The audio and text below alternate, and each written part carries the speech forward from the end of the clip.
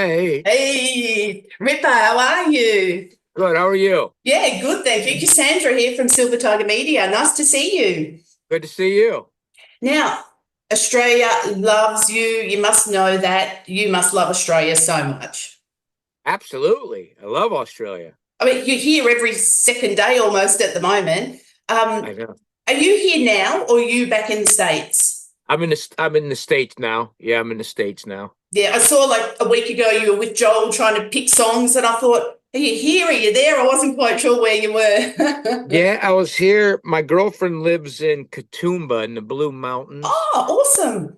So I get there quite a bit. And um yeah, we were having dinner and drinks with Joel and the family, and we had already uh we had the set list that we played last year, and then we are like, I said, I think I'm going to add some more, and he was excited. He's like, because those guys are total pros, man. I'm telling you, Jordan and Joel and Voya and Andrew, gosh, those guys are just great players and total pros.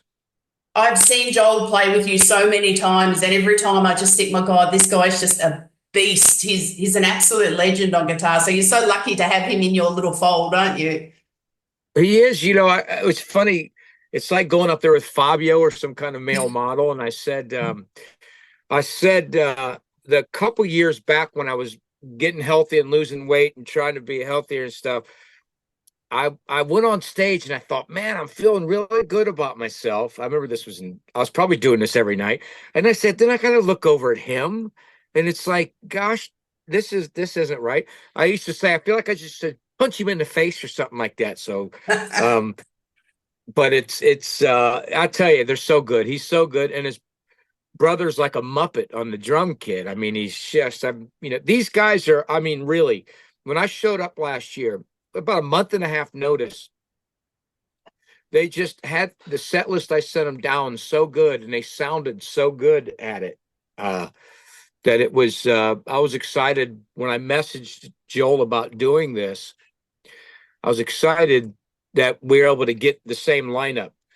Because I wasn't sure, because I'm busy. Voya's a musician and Andrew, so I don't know if those guys would be able to do it, but it's the same lineup, so it's pretty exciting. Yeah. Well, the first time I actually saw you play with Joel was Let There Be Rock at the Palais Theatre Yeah, in St Kilda. And we were sitting amongst all these AC/DC t-shirts, and we were front row, and my husband was wearing this Demolition yeah. shirt, and you pointed him out, and it just made his night. It was just such a buzz for him. So thank you for that. And so here That's I am funny. 23 years later, still with the t-shirts. So Yeah, Bro, yeah. and when you did this tour, the demolition tour, I just had my second baby and I couldn't come. And I was just devastated. And my husband came home and said, that was the best pre show ever. Being at the Palace, such a small, intimate venue for such a big band, was just, it was incredible. And we went on to see Queensryche there, and it was just blew my mind that. When you put such a big band in a small place, just that passion that comes out from the fans. And Yeah. yeah, it's just incredible. Yeah. And when I was in Priest, those weren't great years for heavy metal, so all the bands were playing places like that. It's kind of funny that there's places I played with Judas Priest uh that I went ahead and played solo in some of these clubs years later. And it's not basically what I'm saying is in 1996 to 2000, 2001, it was just such a hard scene to do. Now it's so much better, Yeah. I mean, it's so much better, and it's back to that's why I'm hoping KK's Priest would get to Australia. I know we've worked hard on trying to get there. It's just so expensive, and it just didn't work out. We were almost booked to get to Australia, but it just didn't work out. But hopefully KK's Priest will get there. Yeah, Did you talk about? that was one of my questions. When was it? 2023 was the Cinna Rides again. So you're pretty much due for something soon. I think we'll probably start working on a new one. I mean, we toured for the past year and a half. I just got off the road from that.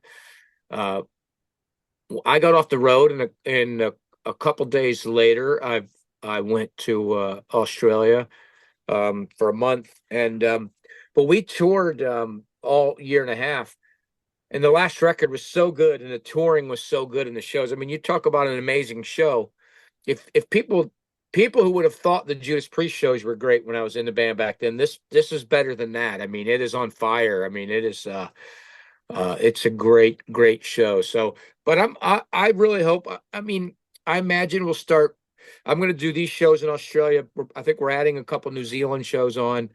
Um, I'd love to even add some more Australian shows on. Then I come home for the beginning of March, and then I have some shows in Central America solo and maybe South America, and probably do some American stuff. But I'm here. I'm in my studio now where I recorded the last KK's Priest record. I sat right in this chair and I recorded the record with this mic sitting right here.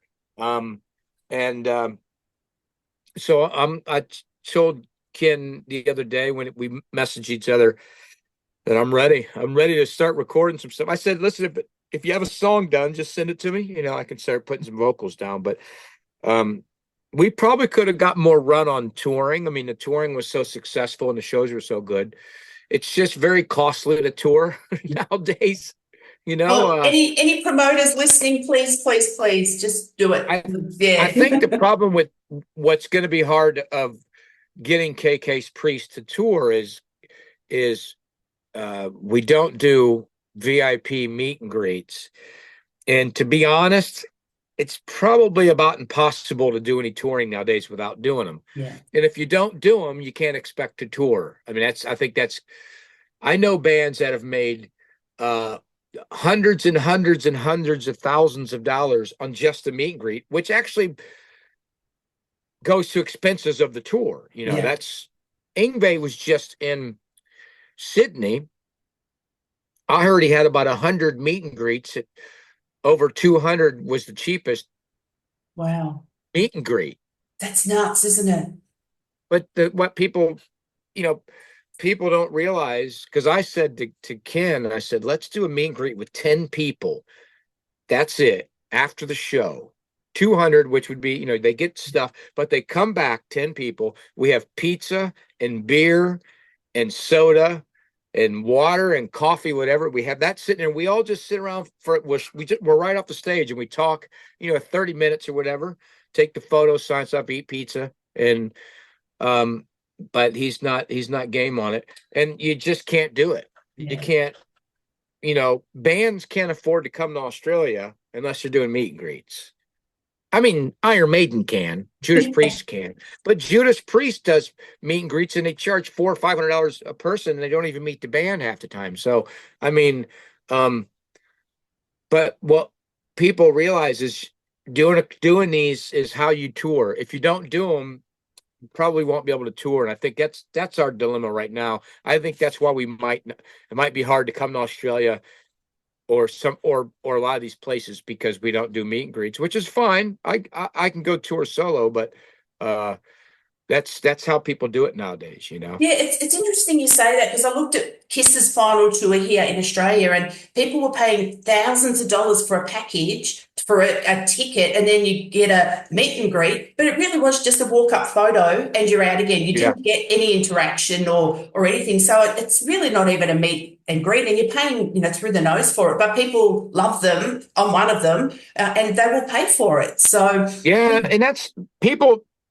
Ken doesn't like him, and I understand it. He's old school, but I think what people have to realize is you're not going to meet Ken anyways, so you're not going to meet him anywhere else. And um, you're putting it out there. People don't have to buy it. I mean, it's yeah, not like you're saying, and that's why I had that idea of 10 people. That is it. I love that And idea. I love it. That's awesome. and they just come right backstage and we have pizza and beer and we just, you know, you get a poster and you know, laminate, and you know, I'll bring some 8x10s of me or whatever. And I think, you know, a t-shirt or whatever, but I think that's the way to do it. And because man, touring is expensive. Gosh. And Ken doesn't want to. It's funny, there's a couple things. And this is what's so great about him and so great about this. He doesn't want to not bring the screens and not have the crew and the production we have on this small of budgets that we're getting paid. Yeah. He still wants to look good. Because I said, Ken, you could just have backdrops back there. I see bands, Saxon, all these bands except with just backdrops, and they look great. It's fine. Yeah. It's perfect. He's like, no, no, I got to do the right show. It's got to be the right show. And I love it. I love everything he does and talks about, and I love his passion. He has such passion. KK's Priest is such a success, and it sounds so good that he wants it all to be right, you know. And maybe someday we will do the little meet and greet package so we can tour more, you know. But I don't think with the cost of touring, I think it's gonna be pretty hard to do it without it. But look, even on your tour, your incoming one next year in February, you're going everywhere. You're even going across to Perth, which a lot of bands just won't even do. So it's really commendable that you're actually getting out to everybody. Yeah, and that's when I said, why don't we do New Zealand? And I understood why not. But then somebody messaged me and said, you got to come to New Zealand. I said, hey, listen, get a hold of Joel or Doug at Hardline Yeah. and check into it. If you got promoters there that want me to come, work it out. I mean, you know, that's an affordable trip while I'm in Australia. That's an affordable trip to go because I've played there before. And so we're even doing that. But yeah, it's nice to do the Perth. And we have a little meet and greet thing in my package, but I think it's like $20 or something. I looked at Doug gave me this idea for a meet and greet, and I said, because I don't usually do them on my solo trips because uh I like to rest and I don't like to talk and I play for a fee on a solo tour and but so I'm like, I don't need to do these extra things. And he said, let's do it. We'll sell some merch. We'll do these meet and greet things. And I looked at what I was getting, you know, what we were charging, what I got paid out of it. I was just like, I felt like I was a baggage guy at the grocery store. I mean, it kind of was like, I was like a Walmart greeter. I feel like, I'm like, this is the lowest, which is kind of cool, to be honest. It's kind of cool. I like it because people like it a lot more. The people paying for it like it a lot more. The Yeah. person getting paid might not. I finally do it, and I'm getting paid peanuts for it. But that's pretty cool. You know, it's pretty cool that because again, any little thing helps be able to do it. You know, buy the flights. You know, we have to buy. You know, my show's not getting a big guarantee. It's not getting a lot of money. You got to buy flights. So imagine coming from and visas. Imagine coming from another country. But yeah, my great story about working with Doug and Hardline is my first time ever there solo was about 12 years ago or 13 years ago or something like that. Doug was just starting. It might have been longer than that. Oh gosh, it was longer than that. Now I'm gonna have to look it up. It was a long time ago. Doug was just starting Hardline. He just was Okay. starting it. And I think he brought in Paul Diano before me. I think Paul was the first, and I think I might have been the second. And Doug was the guitar player. It was his band backing me up when I came there and played the first time. Look, And now Doug is Hard, an absolute legend. He's so accommodating. We love Doug. He brings some amazing bands, and he's always just so wonderful and helpful. And he does some amazing things for music in Australia. he still owes me $70, I think, too, from that tour. So I'll have to get it. Oh no, he was so great, and he was so new at it, and I know he probably lost money on it because it was his first time doing it. My fee was probably too high at that time, and I probably ruined it for him for a little bit. But uh, we've both grown on how to do this stuff and tour and do it like we just worked it out now. But he's become a legend, like you said, and he's done so well, and he brings in such great talent. And right away, I said I saw him. It's funny. The last time I saw him was really quick. KK's Priest played at the Rainbow in LA to start our tour. And it was a small thing for us, like a backyard or back parking lot party. It was pretty cool. But I saw him when I was walking through the Rainbow. I saw him real fast. I'm like, what are you doing here? And he's like, he said something. That's about it. I said hi. And I think that was the show, but it was really funny. But yeah, he's done really well for himself. But and then I saw him when I did a show with Simon Wright and Joel and him 2 years ago. Now it's been October 2 years ago. It was called Metal Gods Tour, I and we was did half. Yeah, there. we did. I saw Doug. It was years since I saw him, and I had him and his wife come backstage and hang out, and it was really cool to see him. He's a great guy, and I'm glad he's doing so well. Well, I'll tell you a little story about that Metal Gods tour. I was on the barrier in Melbourne and I had a man next to me and struck up a conversation. And he was actually one of your gym buddies from America. He was touring Yes, Australia and he was yes. next to me. So, I yeah. Oh my goodness, I see him all the time at the gym Yeah. too. Because I still go every morning, and yeah, he just shows up, and him and his wife are out on a vacation, and he came to I think he came to another show as well, but I know that when he ended up coming down at the bottom on the railing for a Yeah. second, and I saw his shirt, and yeah, yes, So that's he sort of was having a chat. He was a lovely guy, and he said that he knew you from the gym. And he said he had no idea that you were this singer and anything. And then all of a sudden, he found out, and he was here in Melbourne at the show. And when you pointed him out and came over, I think you gave him a bottle of water or something, and he said, "See, that's the type of guy he is." And it was just so yeah. lovely. I just saw him. Yes, I didn't see him this morning at the gym. He comes in a little bit later, and I've been going in a little bit later in the morning now. And I just saw him yesterday. We were both changing we were done, and he was there. And yeah, he's a big music fan, a lot of 70s and 80s stuff. And it was so funny seeing him there. That was just the funniest thing. I was like, what an so funny. Messaged me, and then I got him backstage afterwards. I said, come around to the back, and it was pretty great. Yeah. Now, you've celebrated AC/DC, you've celebrated Dio and Priest. Now, this time you get to celebrate Ripper. What are we going to see?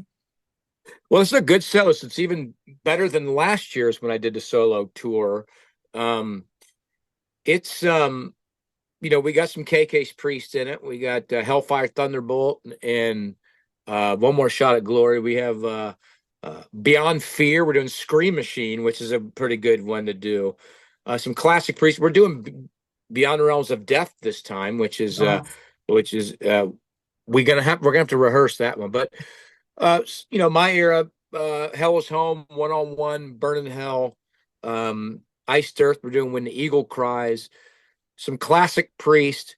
Uh, Throw in a couple Black Sabbath songs for my nod to Ronnie Dio, a little Heaven and Hell. I want to do Heaven and Hell up there, but it's a really great set list. I mean, we're probably doing um 6 or 7 different songs than last time, I think. Do we think we'd see something from a new Revenge? No, Ah. no.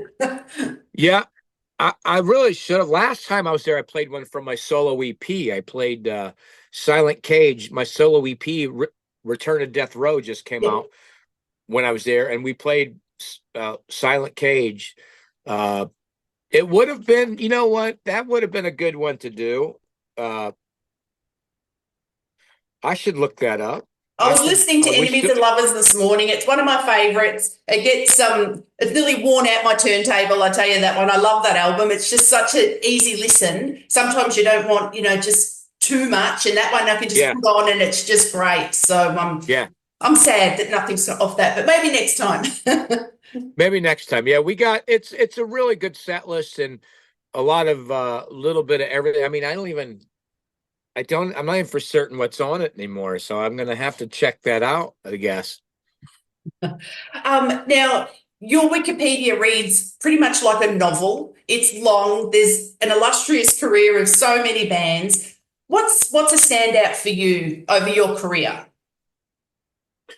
It's so hard, isn't it? I Uh, know. obviously, I think a normal kid from Akron, Ohio, would never plan on doing music for a living, making Judas Priest and becoming the lead singer. I think it's going to the Grammys and the friendship I had with him. I think that was the big starting point and the big one. It'll always be hard to top that part, even though my Yeah. career afterwards, Iced Earth, Ingve, I mean, and then what's going on with KK's Priest now? I mean, concerts wise, album wise, crowd wise, response wise is even better than Judas Priest. Everything about that has been a step up from even that, but it's the name of Judas Priest that kind of when you say to someone that guy sang for Judas Priest, they're like, what?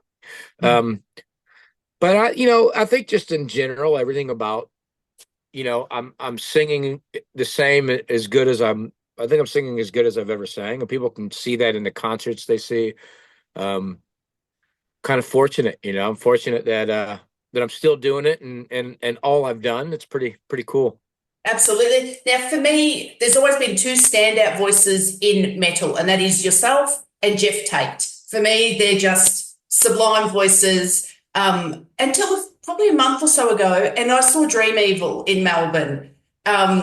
Nicholas, his voice was in my now. I've got a top three. So for you, who's your standout voice in metal? Mine would have been Ron and James Dio. Yeah, of course. Uh, but I had some obviously Halford. I mean, that's a given to me. But I also like to put in singers who could bring it really great uh, live. So my singers I always like. So I mean, John Oliva from Sabotage is a big one for me. I like singers with characters who sing. David Bowie, Dio, Halford, John Oliva. People who almost sang in characters. Um, but I mean, listen, I love the Beatles Yeah. now, and these are I didn't like the Beatles at all growing up. I hated them, and I listen to Beatles nonstop now, especially to Jim, and their voice has a lot of character. Their voices, I mean, they have, even though there's different singers, they also change it. But probably the biggest two for me would be Ronnie James Dio number one and Halford. Those two were the two that defined it for me. Yeah, absolutely. It's incredible. Like I listened to Dream Evil for quite a long time and thought, yeah, that's great. But when you see them in a live situation, it just blows your mind. Just to and like yourself, when I see you sing live, it's just above every expectation you can think to see you hitting like the notes that you hit. So I think that live music is really relevant. And I think people need to make sure they go out and support it and go to the shows because you get such a different experience. Yeah, it is that, and everybody's different. And they put on great shows, but I've always been that old school guy of I want to sing the songs, I want to hit the notes higher, longer. I want to sound more aggressive and more beautiful, and and I want to make it look easy. That's I don't want to have to look like I don't want to get all I actually people say I actually watched me singing Hell Patrol on the KK's Priest tour, and I watched it and I said, and I do it on purpose. I just try to make it look easy sometimes. And I watched it and I said, I look bored. I had to change my So what is I was this why doing we now. get this all the time, every time you're Yeah. singing? Well, now I'm moving during it. I'm going, Yeah. like wildfire. We're all going like this because before I was just going like I almost felt like Frank Sinatra. And then I watched the video and I said, because I love to make it look easy. People Yeah. say to me all the time, when you hit those high notes, you make it look easy. And it's because I chew gum, I have fun, and it's but singing live and performing live, I everybody has bad nights. I have plenty of them, but I always want to try to give everybody what they should get. Did you do any formal training for singing? Just choir. I sang in choir, a lot of choir in high school and Yeah. stuff like that. I think that's probably why, when you come up singing in choir or cover bands and then you do your own stuff, you've learned to perform songs like they were written. I don't like changing a song into a new version because you can't sing the version you wrote in the first place, Yeah. you know. Uh and so I think all the training back in the day, and just I got lucky that I was born to be able to do this. Thank goodness, because other than that, I'd probably be in jail. So I don't really know. I'd be in prison for something. Well, music's certainly keeping you healthy. It's keeping your brain healthy and it's keeping you very, very busy. We cannot wait to see you in Australia. Thank you so much for the chat today. I will see you in Melbourne. I'll be down the front and I will give you a little wave.